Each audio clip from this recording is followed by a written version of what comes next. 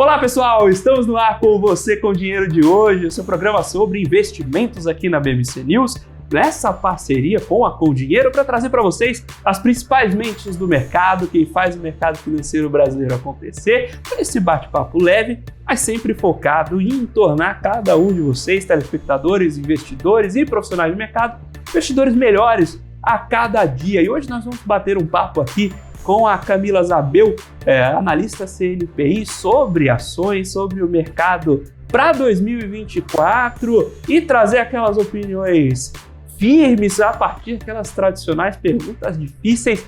Camila, é um prazer recebê-la aqui novamente, no estúdio novo, no formato novo. Você tinha vindo no ao vivo ainda, não é isso? Sim. Obrigada pelo convite. Boa tarde, né, para vocês que estão aqui vendo a gente no programa da televisão, na internet.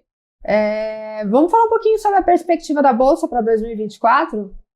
Eu estava falando com o Felipe antes da gente gravar, né, que é um discurso praticamente unissono, né, todo mundo concordando que a Bolsa, 2024 é o ano da Bolsa, né, mas vamos apresentar a cada um uma perspectiva, né, o porquê acha que é o ano de Bolsa e como operar a Bolsa, né, porque o investidor fica meio confuso de quando que ele vai investir, né? Se ele estiver pegando um período ruim, fica indeciso, né? Se ele aguarda o mercado, um rally de mercado, aí ele já fica achando que é tarde demais, né? Mas aí eu vou dar um caminho mais seguro para quem quer se aventurar na Bolsa, que ainda não tem essa segurança. Quero falar aí por que eu acredito, tá, que 2024 vai ser um ano muito bom para a Bolsa, para a renda variável. A gente tem aqui, né, um carinho especial para pessoas que estiveram conosco desde o começo. Você veio aí, a gente ainda transmitia só no YouTube, agora transmitindo em TV. A gente tem que prestigiar aquelas pessoas que nos prestigiaram no passado. No entanto, a gente não pode abrir mão de fazer aquelas perguntas espinhosas, né? Jogar na fogueira mesmo. Então, você comentou que uníssono, né? O ano da Bolsa em 2024. E aí a gente, passando o olho ali em algumas projeções, a gente olha o Ibovespa projetado em algumas pessoas falando, sendo mais otimistas, para casa de 150, e aí algumas projeções para 140 mil pontos. E você, olhando nos números frios ali da pontuação, você fala, olha, 140 mil pontos é bonito, nunca vi 140 mil pontos, vou comprar. Mas se a gente fala de um patamar, começando o ano na casa de 130, buscar os 140 é menos do que o DI do ano, né? Fica muito parecido, né? Exato. E aí, tudo bem que Bolsa vai subir, mas vai subir o suficiente para fazer valer a pena tirar o meu dinheiro daquele CDB do bancão que está lá faz uns 5 anos? Já como é que está essa dinâmica de mercado? E por que e como faz sentido investir em Bolsa nesse ano? Tá. Então vamos lá. Realmente existem aí vários alvos, né? Alguns mais um pouco, depois eu vou dizer os meus. Tá? Mas traçar um alvo para o final do ano, né? Todos traçam para dezembro. Eu traço alvos que provavelmente vão acontecer, mas é muito difícil você saber o timing desse acontecimento no mercado financeiro.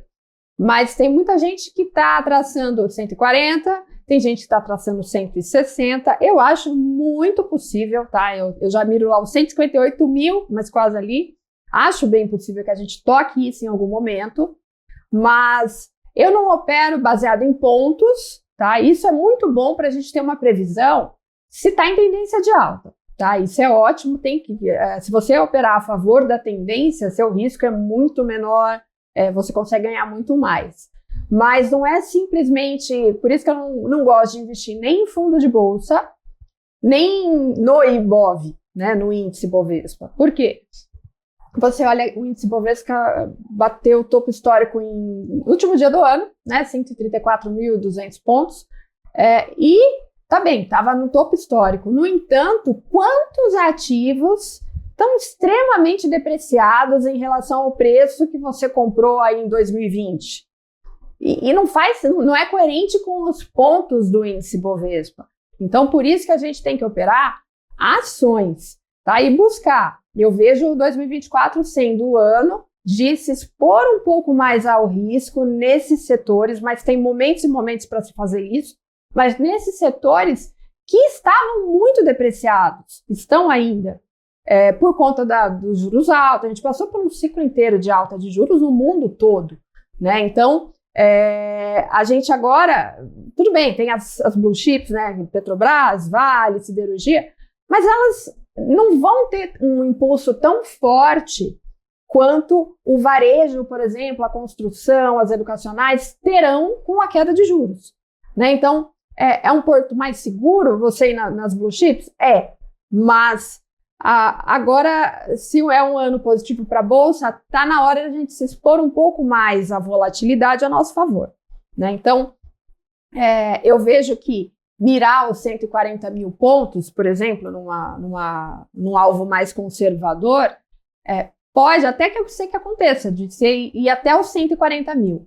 Mas durante esse ano todo, o importante é que a gente vai ter muita movimentação, vai ter muito fluxo de dinheiro vindo da renda fixa, vindo do investidor estrangeiro, entrando e saindo, né? Porque a Bolsa cada vez mais tem realizações de lucro, né? Hoje, com essa velocidade da informação, né, você coloca e você já quer pegar o seu ganho, né? Então, antigamente, eu acho que era uma época onde você não tinha tempo de cuidar, não tinha informação, então você apostava assim na confiança de que a empresa ia crescer, e aí você colocava para um longo prazo, né? Hoje, se você quiser operar a bolsa e ter os seus pontos de saída, você consegue contratar profissionais que vão te dar esses pontos, né? Eu faço isso, e você mesmo tendo a sua rotina,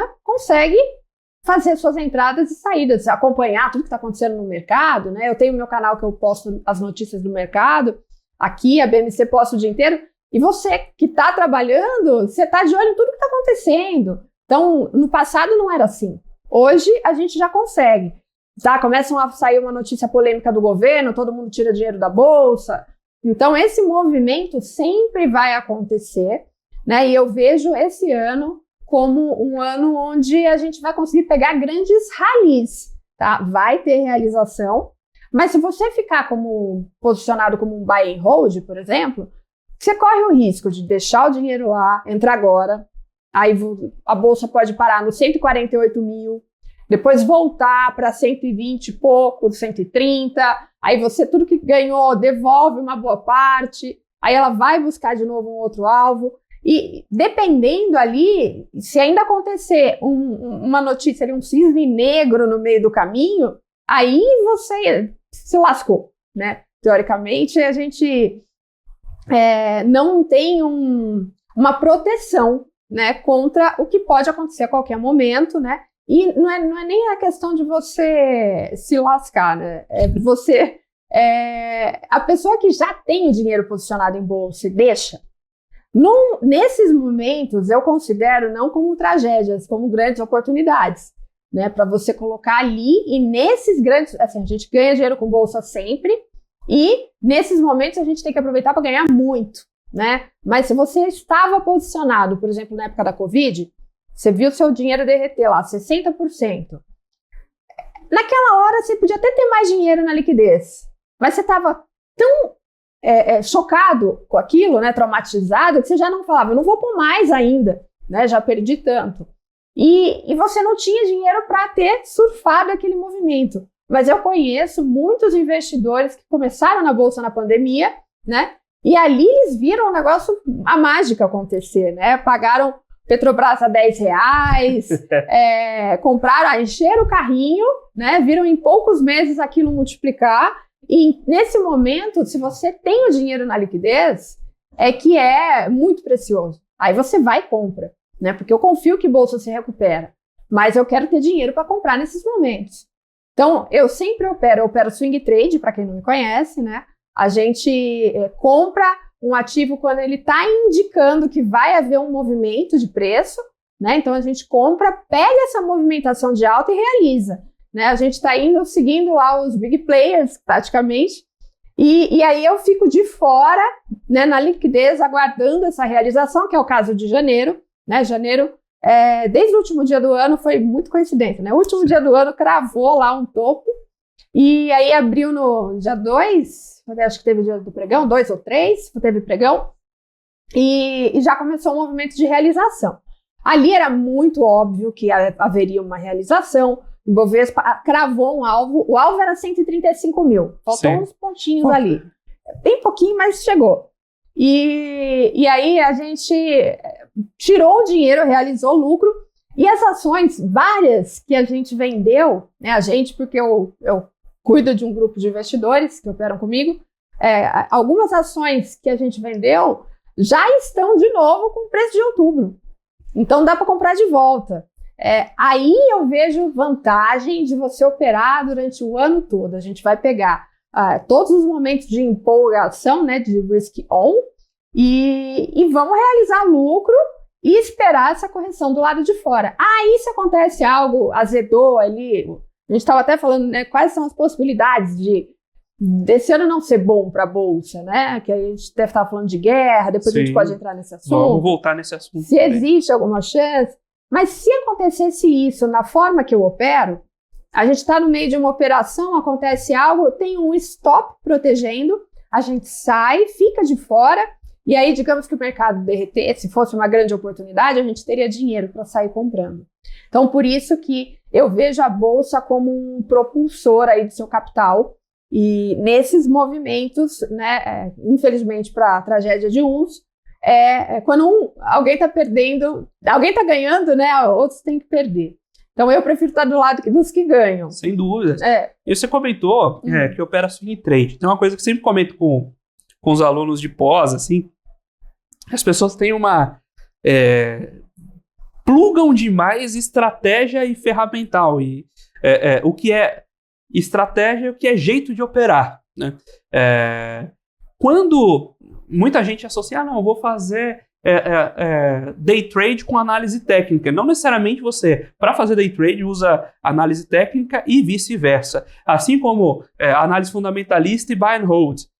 Geralmente, quem compra buy and hold olha mais fundamentos da empresa por uma questão mecânica. Se você vai ficar 5, 10 anos com a companhia, é bom que você conheça a companhia. Mas não necessariamente uma coisa vinculada à outra. Você pode usar a análise de fundamentos das empresas para fazer um swing trade, por exemplo.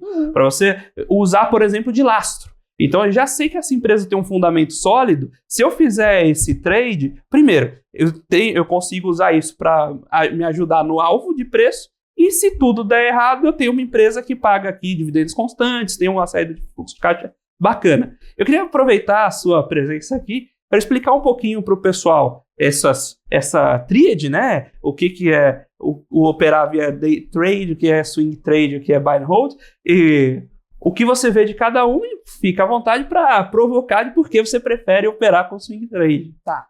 Então vamos lá. O day trade, vamos começar falando dele, né? Ele é uma maneira de você comprar e vender para pegar um movimento, ou vender a descoberto com recomprar, para pegar um movimento no próprio dia, né? Então isso eu acho que a única coisa a única técnica que você pode utilizar no day trade é ou análise técnica, análise gráfica, ou fluxo, né? Que também te daria algum sinal para você entrar, porque está entrando fluxo, ou por conta da formação gráfica.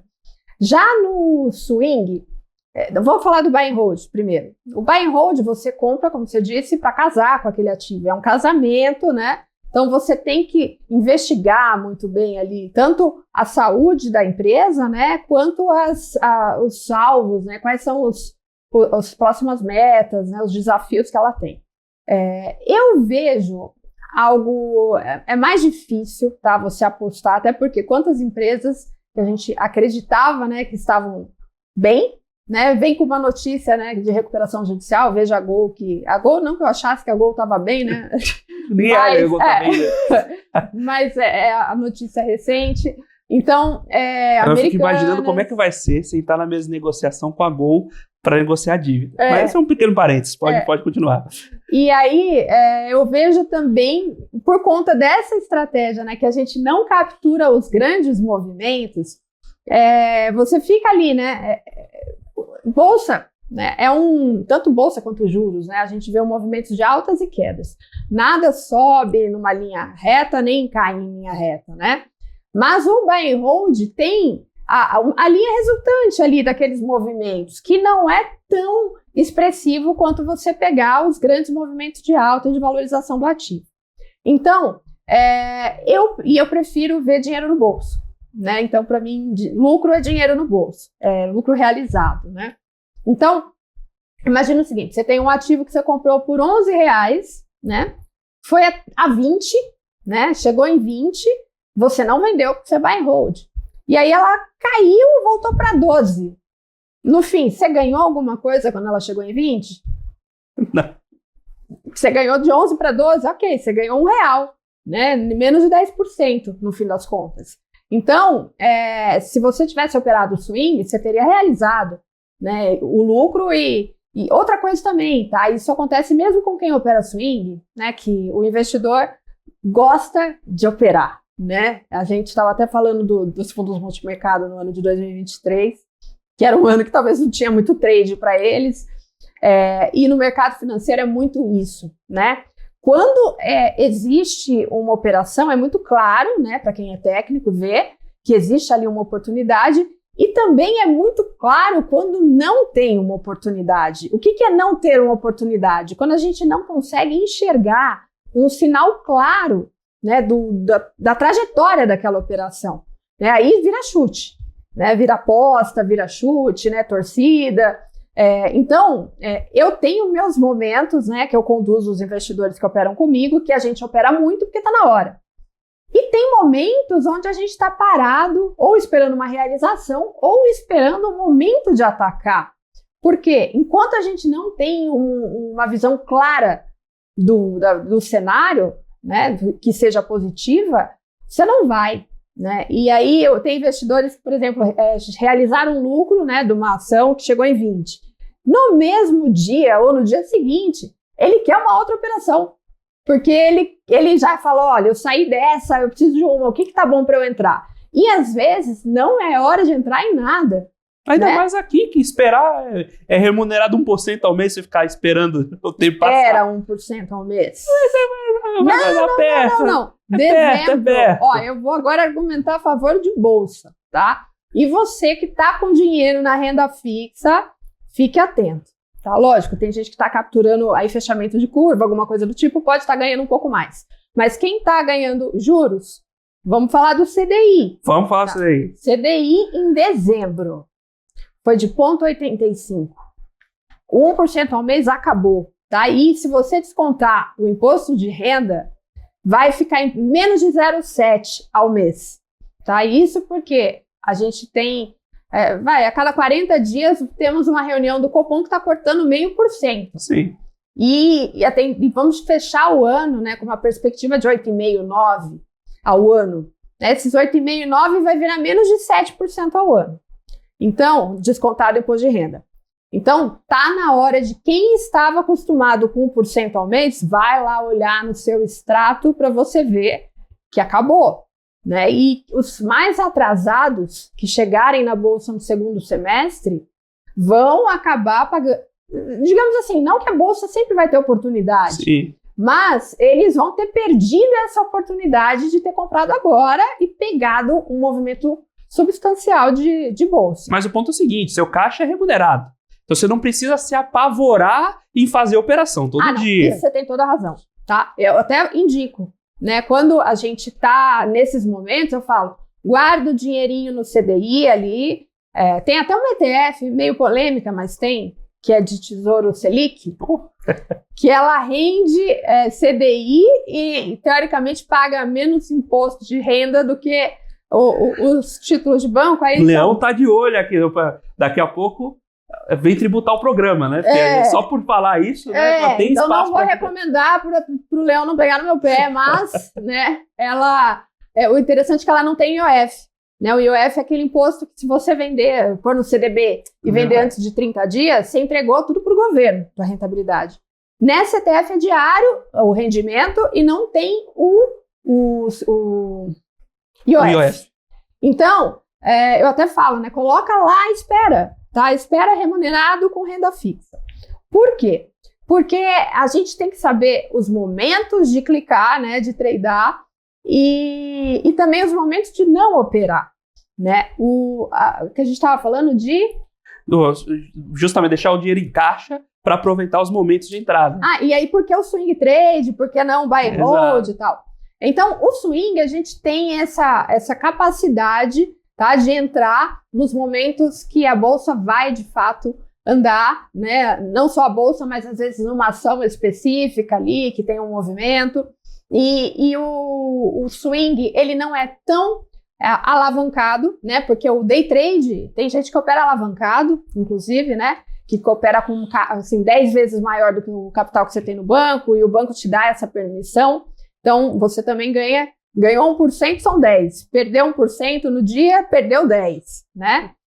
Mas isso exige uma técnica muito apurada, sem contar que em momentos que o mercado está volátil, você sai fora no stop facilmente.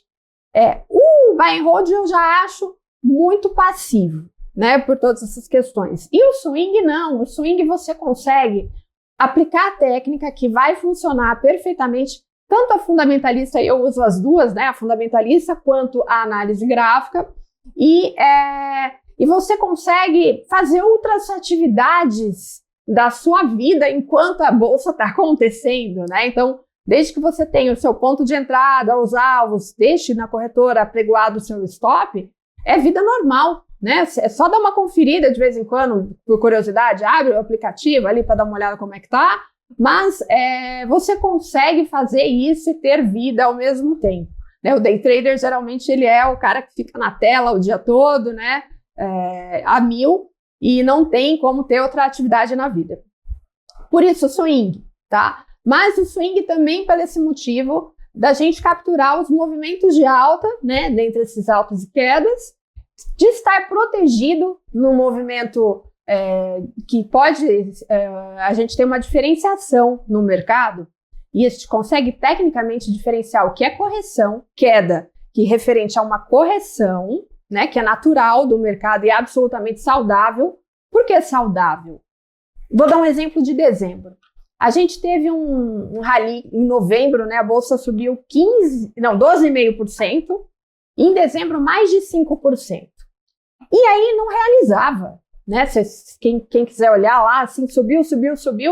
E apesar dos ativos estarem aí ainda com preços que tem aí muito potencial de valorização, chega um ponto que a gente que é profissional do mercado sabe, fala assim, eu não vou entrar aqui agora, tá muito esticado.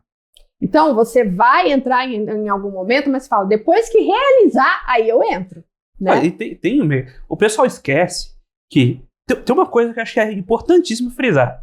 Mercado é uma soma de pessoas. Não existe um sujeito, para quem gosta de quadrinhos, não é o Thanos que fica operando ali, o senhor mercado que fica... Não, é uma soma de pessoas. E as coisas mais elementares das pessoas se refletem no mercado. Por exemplo, qual é o dia que na média a bolsa dá retorno negativo? Na média, não é tudo, obviamente, não estou falando, você vai tradear essa estratégia que eu falei aqui. Mas é que na média acontece.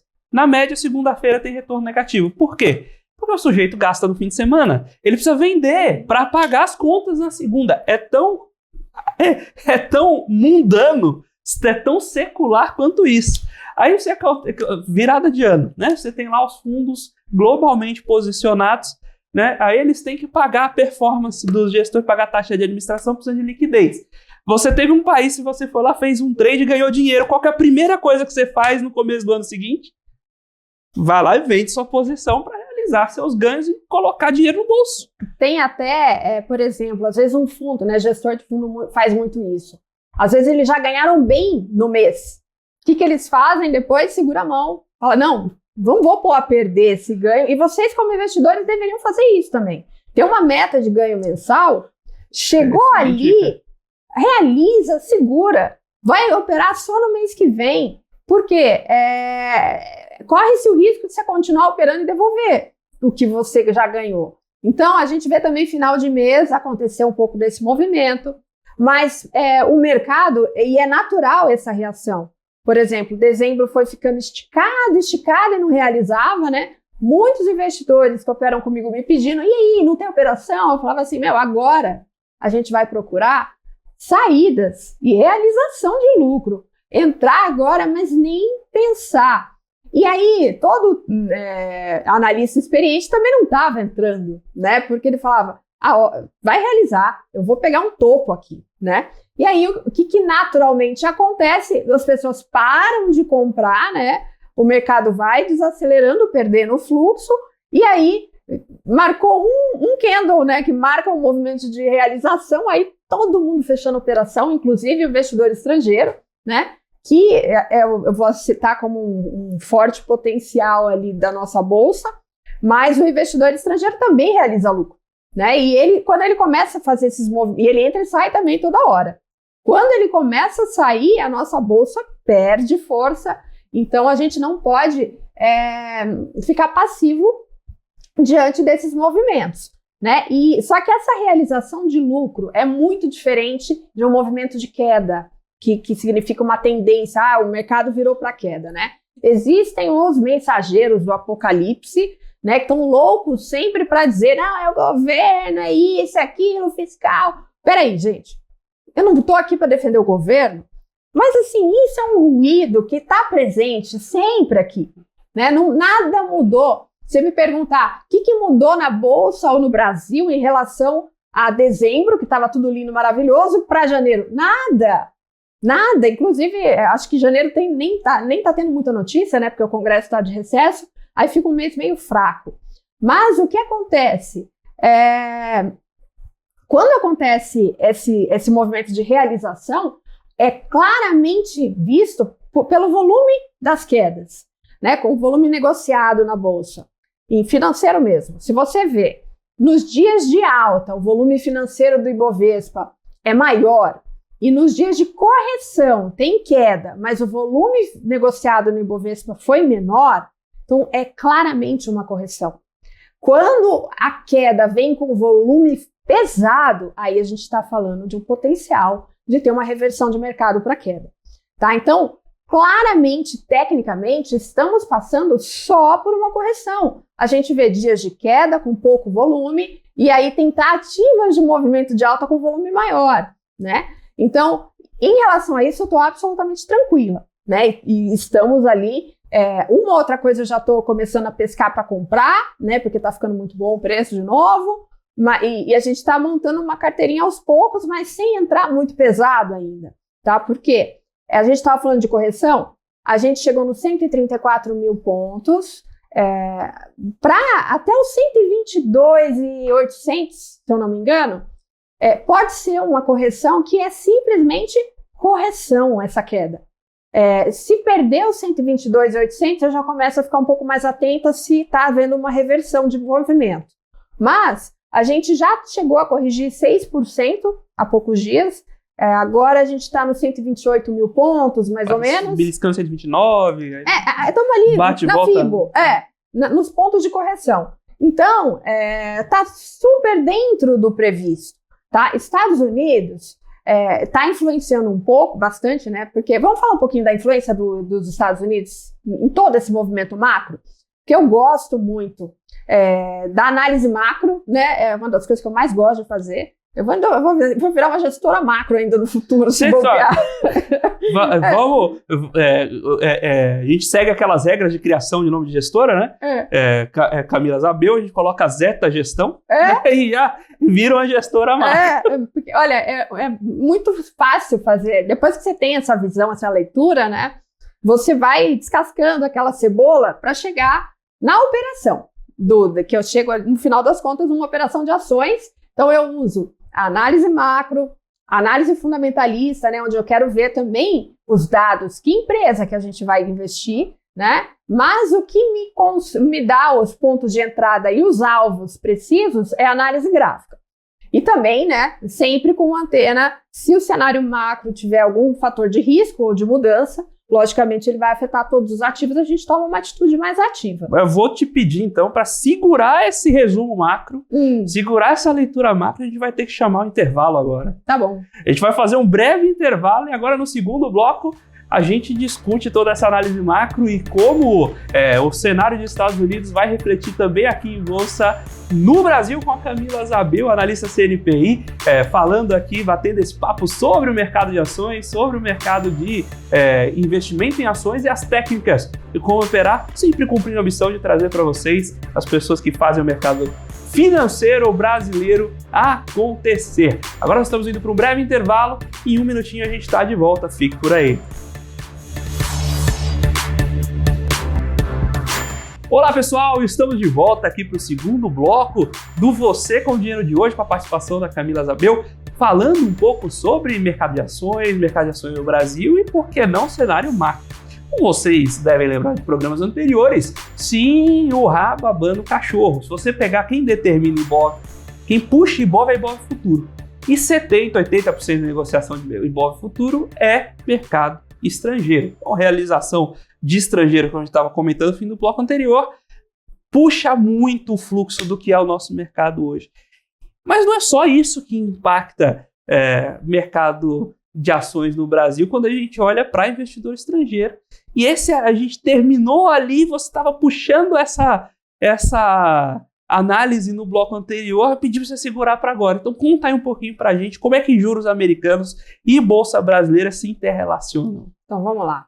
Primeira coisa, eu acho que juros americanos, os treasuries, né, o tesouro americano, eu acho que se interrelaciona com todos os ativos do mundo, tá? Até para quem opera criptomoedas não sabe o que uma coisa tem a ver com outra, mas tem tudo a ver.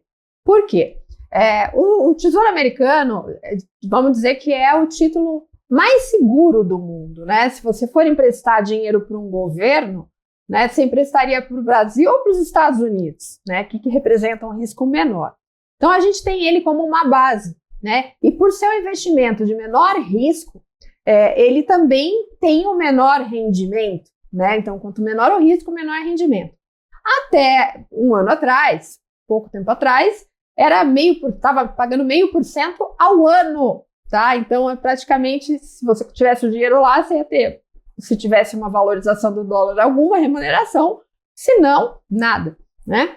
Só que, como os Estados Unidos, né, assim como o mundo todo, entraram num ciclo inflacionário pós-pandemia, eles tiveram que subir esses juros para controlar a inflação, né? Então, eles saíram de 0,5% e até agora numa faixa de 5%, assim como a gente saiu de 2%, né, os incríveis 2%, 2,25%, que nunca vai acontecer novamente, para 13,75%, né? Esse foi o necessário para que a gente conseguisse controlar a inflação aqui no Brasil, né? Que foi muito bem combatida pelo Campos Neto, e agora a gente já está flexibilizando os juros, né? E é justamente esses juros que estão agora sendo cortados, né? Então, o Banco Central tem uma tarefa primária, né? Qual que é o principal objetivo de um Banco Central? Controlar a inflação, tá?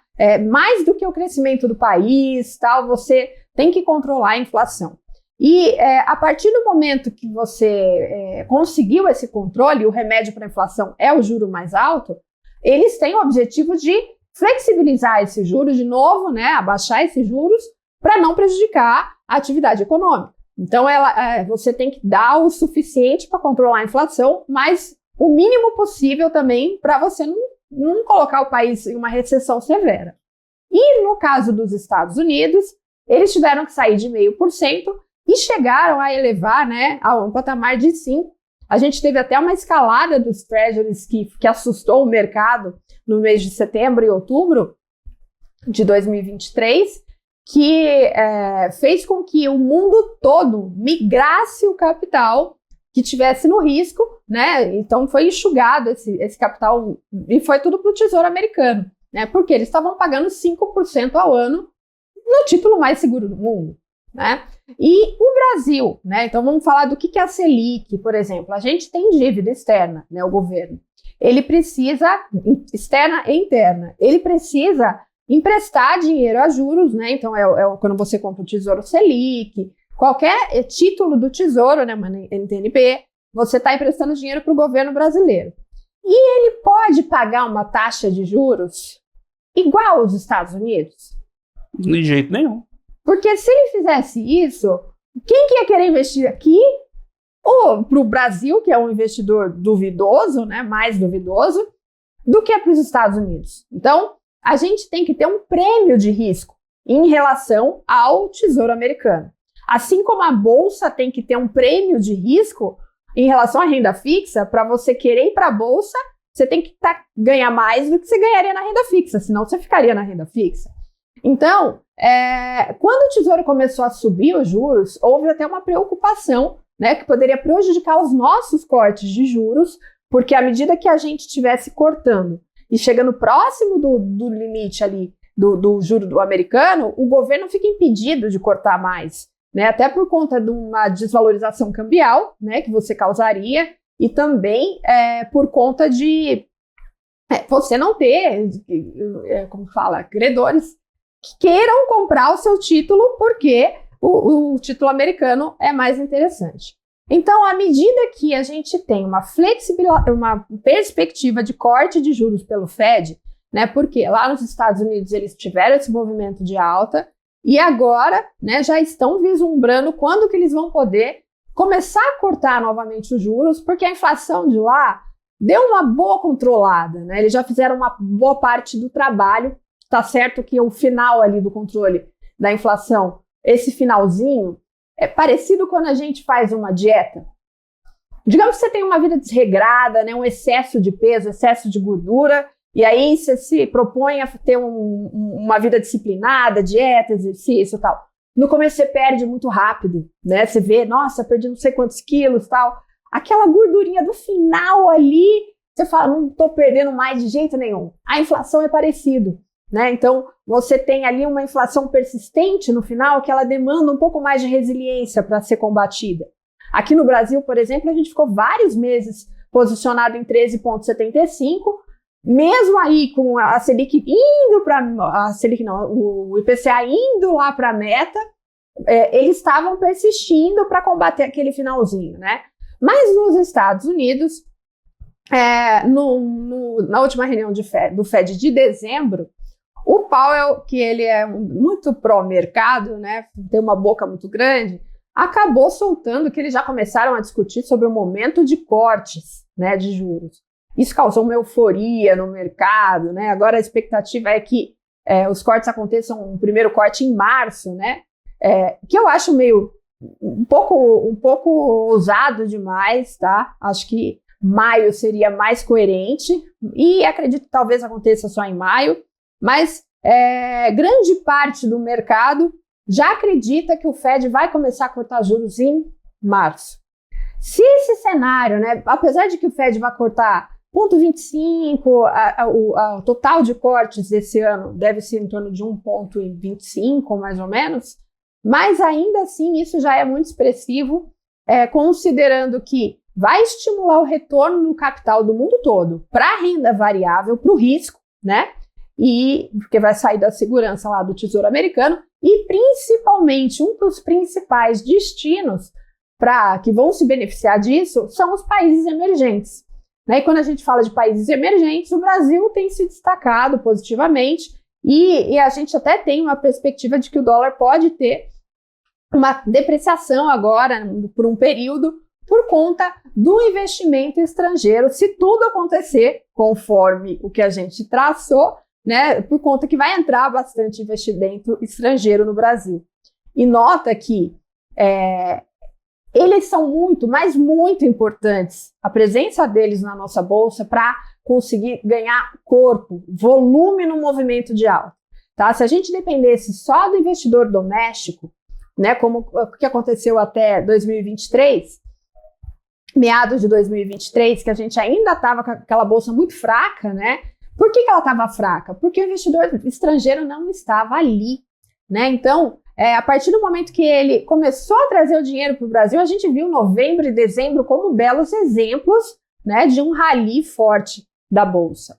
E aí a gente sabe que quando tem um rally, né, isso estimula o comportamento de manada e dali a pouco começa o investidor doméstico vir, né, e aí começa um movimento virtuoso né, do fluxo do dinheiro mudando da renda fixa para a Bolsa. E eu acho interessante a gente falar dessa migração da renda fixa para a Bolsa, né, porque a gente olhou, estava até falando de dados, né, que a gente consultou na plataforma da Com Dinheiro, ainda foi muito discreto, né, a posição que migrou da renda fixa, que estava massiva, né, para a renda variável. Então, 2023 se caracterizou como, de fato, o ano da renda fixa, do 1% ao ano na segurança, né, que não há mais, né, você tem que concordar comigo, e com isso a gente ainda tem, os fundos de ações ainda estão muito pouco posicionados em bolsa, então tem um fluxo para vir, né, dos investidores de fundos de ações, dos investidores estrangeiros, que é o que vai dar um pouco mais de corpo para a nossa bolsa, e títulos de renda fixa, que você, não sei se você fez, muita gente fez algum título de longo prazo, né, que estava pagando 16%, né, na época eu cheguei a ver coisas maiores do que essa, né, e muito bom quem garantiu esse ganho, mas eles têm vencimento, né, para 2024, 2025, e o investidor fez esse pré-fixado, por enquanto está tranquilo, né, mas a gente tem muito título para vencer agora esse ano. E quando esse título vencer, o investidor vai precisar realocar esse dinheiro no mercado. Ele vai querer ganhar 0,6? Ele está acostumado. Ele acostumou com os seus 16% ao ano, agora ele não vai querer voltar para os seus 8%. E aí o que acontece? Né, que é um movimento natural no mercado. Por que esses ciclos são... Né, ciclo do dinheiro migrar para a renda fixa, porque o juros está alto. Ciclo do dinheiro migrar para a bolsa, porque o CDI caiu, né? Por quê? O investidor que quiser manter uma rentabilidade de 1% ou até mais, vai ter que colocar pelo menos uma parte do seu capital no risco, né? Então não é que ele vai pegar tudo que estava na renda fixa e colocar na bolsa, né? Tem alguns kamikazes que fazem isso, mas não é o comum, tá? Nem é isso que precisa ser feito. Você colocando uma parte do seu capital na bolsa, digamos assim, você tem lá a maior parte rendendo 0,6, o 0,6 pequenininho da renda fixa, e aí você pega e faz uma rentabilidade de 5 na bolsa, né? Aquele 5 da bolsa vai encorpar o ganho da carteira toda, né? Então, se você quiser manter uma rentabilidade expressiva, tem que ir para o risco, tá? E a bolsa está muito, muito apetitosa para isso esse ano. E quem entrar antes, né, vai poder comemorar mais do que a pessoa que só vai se ligar nesse fato no meio do ano e tal, perdeu uma boa parte desse movimento, tá? Como eu disse, principalmente quem opera no swing vai ter sempre bolsa, né, para a gente buscar operações. Pior época de bolsa, sabe qual que é? Para mim, eu tá parado. Não é nem a queda, gente. Mercado parado é assim, para quê que eu vou me colocar no risco para ficar assim, andando de lado? Então eu vou lá pro CDI, até eu, né? Eu faço essa gestão entre colocar o dinheiro mais na bolsa, ou tem épocas que eu falo, a gente vai entrar leve, né? Entre com a mão leve, metade do teu capital deixa lá na liquidez, a gente vai operar algumas coisas, mas se o mercado está parado, não tem operação para ninguém, né? Então, tudo que a gente quer é que tenha movimento. E esse ano promete muito movimento. O ser humano gosta, precisa de movimento, precisa de aceleração para sentir. Igual aquele relacionamento, ficava aquele banho-maria o tempo inteiro, olha, enche o saco, é uma briga. Estabilidade é uma coisa que não existe no universo, tá? Ou você está crescendo, ou você está caindo. Né? Eu prefiro estar crescendo. Naturalmente. Né? Então, mas brincadeiras à parte, nosso cenário macro está muito positivo esse ano. Agora, ano passado, não. Exato. Que a gente falou. Ano passado, a gente estava conversando antes de entrar no ar, de como o fundo multimercado macro apanhou, porque não tinha o que fazer. E quem foi correr atrás de fazer ququalquer coisa se deu mal, né? Não, nenhum fundo de mercado foi bom ano passado. Acho que quase nenhum superou o CDI. Por quê? 22 foi um ano de ouro para eles, porque eles acertaram o trade, né, da necessidade de elevação de juros lá dos Estados Unidos. Era um trade óbvio, né, que para os brasileiros era muito óbvio, né, então os fundos brasileiros deitaram e enrolaram, teve fundo que ganhou 48% e tal, nessa operação.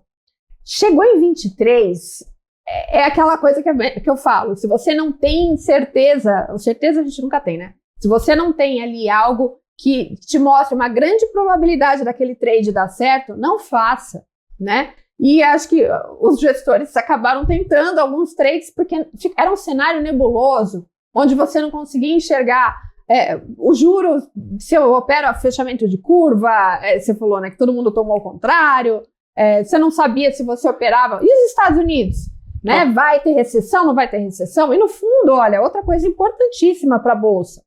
Os Estados Unidos que estavam com uma inflação persistente, a gente tinha um risco de recessão lá, né? E vocês já imaginam, recessão nos Estados Unidos é recessão exportada para o mundo todo, né? China desacelera, a gente que exporta, né? Um país exportador de commodity acaba sentindo forte isso, era um risco para a gente. E o que o cenário foi se desenrolando de uma forma que os Estados Unidos conseguiram controlar a inflação sem penalizar muita atividade econômica. Ontem saiu o dado do PIB com uma estimativa de PIB anualizado de 3,3%. Crescendo mais que o Brasil. Durante esse ciclo de alta para eles agressivo, né? E é isso que a gente está apostando, né, agora cada vez mais naquela soft landing, né, que é o pouso suave. O que é? Os Estados Unidos vão conseguir controlar a inflação sem ter que entrar num movimento de desaceleração forte ou penalizar muito a economia. O que vai ser muito bom para o mundo todo, né? Vai surpreender ainda, eu acho que positivamente, mesmo as nossas perspectivas de PIB, né? Em 2023, o mercado previa que o Brasil ia ter um PIB de 0,8, né? E a gente fechou com praticamente 3. E os Estados Unidos também surpreenderam positivamente. 2024, o mercado está novamente conservador com o Brasil, mas se o mundo surpreender com essa atividade mais forte, o Brasil pode se beneficiar disso, por que não, né? Então, a gente tem vários motivos que me fazem acreditar, tá, que esse ano é um ano muito positivo para a Bolsa. Falamos dos múltiplos? Ainda não, né? Ainda não, vamos lá. Me fala aí, o que você está falando de ser muito positivo para a Bolsa e que tinha algumas empresas que começavam a voltar a parecer baratas. E uma coisa que tem muita gente circulando é justamente que os múltiplos de base, os múltiplos de fundamentos das empresas ainda estão muito descontados no Brasil. Os da minha carteira estão muito descontados mesmo, porque eu comprei achando que estava barato, caiu tudo, né? Mas conta aí pra gente o que isso tem se formado, como os resultados também das companhias que estão se revelando têm corroborado ou não para essa hipótese de que os múltiplos estão baixos. Então vamos lá. Primeiro, para falar de múltiplos, né? A gente considerar o índice preço-lucro, né? A média dos últimos 10 anos aqui no Brasil era de 11 vezes. E eles estão hoje na faixa de 8. Então, mesmo depois desse rally que a gente teve de final de ano, a gente está trabalhando ainda com múltiplos muito baixos. Isso significa o quê? É com isso que você consegue ver, aquele ativo está barato ou caro, tá? Para níveis mundiais, assim, o nosso índice de 8 também é baixo, então o que torna muito atrativo o preço das ações. Isso é um fator que me dá muito mais segurança de negociar, tá? Porque eu já sei que estou comprando barato a múltiplos baixos e a probabilidade é muito maior de ganho do que de perda, né? Outra coisa também é a rentabilidade, a lucratividade das empresas. O que faz preço no mercado financeiro? É expectativa, é futuro, né? O balanço, o resultado passado não coloca preço em ativo, né? Porque é algo que já foi realizado. Por isso que tem muito investidor que cai, né, num movimento que é totalmente contraintuitivo, né? Vê um balanço expressivo, ele vai lá e compra o ativo e ele despenca. Por quê? Porque muito provavelmente aquela empresa chegou num pico de crescimento, né, que foi o último balanço, que foi muito alto, e a tendência é que ela tenha, o crescimento das empresas também oscila igual ao mercado, né? Então ela tem aquele movimento de recuperação. Então a tendência é que os próximos balanços podem não ser tão expressivos, né? E aí o mercado olha para o futuro, né, diante de uma publicação de um balanço maravilhoso e a ação cai, né? A gente também vê o contrário acontecendo, um balanço horrível, mas com perspectiva de que nos próximos trimestres a empresa vai melhorar e o mercado compra.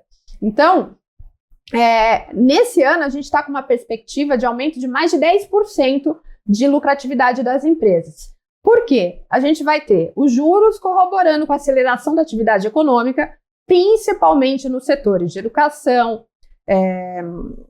construção, varejo, consumo, todos esses setores que são muito ligados aos juros, né? Então, eles vão se beneficiar desse movimento e também as empresas alavancadas, né? Que elas tomam o dinheiro a juros. Então, com os juros mais baixos, isso tende a diminuir o custo de capital dessas empresas e, com isso, também aumentar a lucratividade. Quando a gente vê lucros maiores, a gente vê valuations maiores na Bolsa.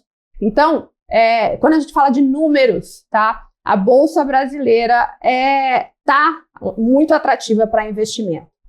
E quando a gente fala que é o futuro que coloca preço, então são as expectativas de futuro do mercado, as expectativas são de resultados maiores para esse ano, por conta da queda de juros.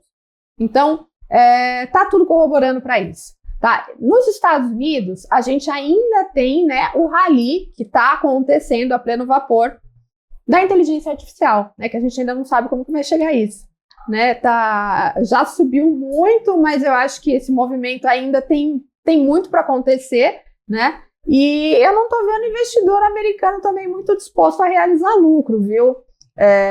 Então, pelo menos, né, enquanto a gente está fazendo essa entrevista, o modo do mercado está risk on. Tá? S&P renovando máximas históricas ali, sempre puxado. E a gente pensa que vai realizar, não realiza, né? E continua. Né? Aí saem algumas notícias, por exemplo, a gente teve que a gente fala de expectativa, né?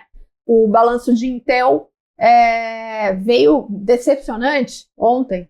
E aí a gente teve uma queda de 10% no aftermarket.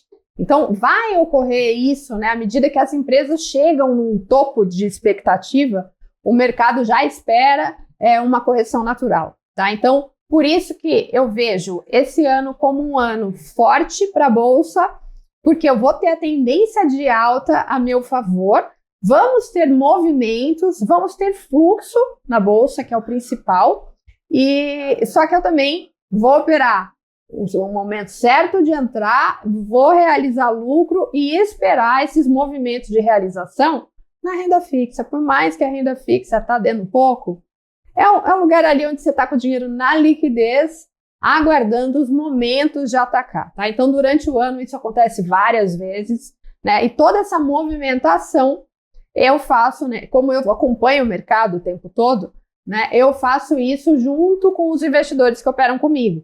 Né? Então, eles...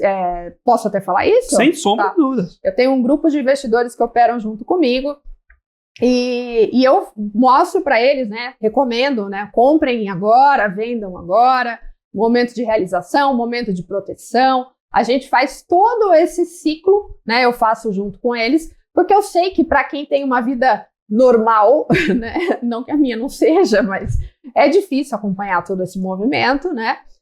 Mas você tem muito mais segurança e muito mais assertividade do que colocar num fundo de ações onde você não tem nenhum controle também sobre o que está acontecendo. Se você quiser resgatar, você tem prazo para resgatar. Então, aconteceu alguma coisa ruim na bolsa, você fica imobilizado sem poder agir. O gestor em si, não estou falando mal deles, é a estratégia deles, né? Mas eles têm uma estratégia de escolher uma posição. Isso não significa que se o mercado azedar, eles vão vender. Não. Eles mantêm a posição e você vai ver o seu dinheiro derreter.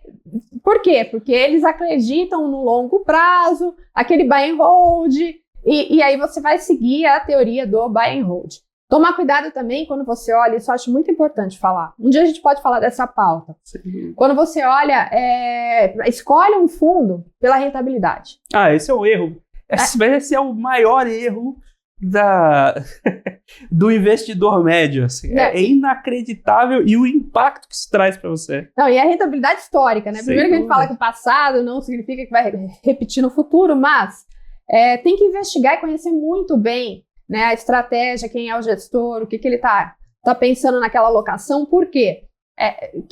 fundos que entregam eventualmente uma rentabilidade muito alta, ele deve estar operando alavancado ou com ativos de muito risco. Isso significa que quando se desse errado, você também teria um prejuízo muito grande. Então, existem outros indicadores importantíssimos para avaliar quando você vai fazer uma alocação em fundo, né?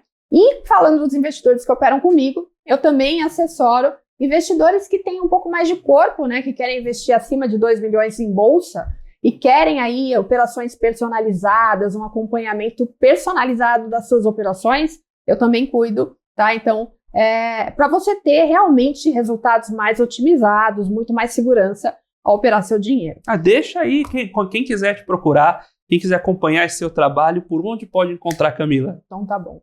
No Instagram, vocês vão me encontrar como Camila Descomplica, não tem como errar, tá? Pode pesquisar também por Camila Zabel, né? Vai me encontrar também no Twitter, no YouTube, tá? Mas com mais presença no Instagram.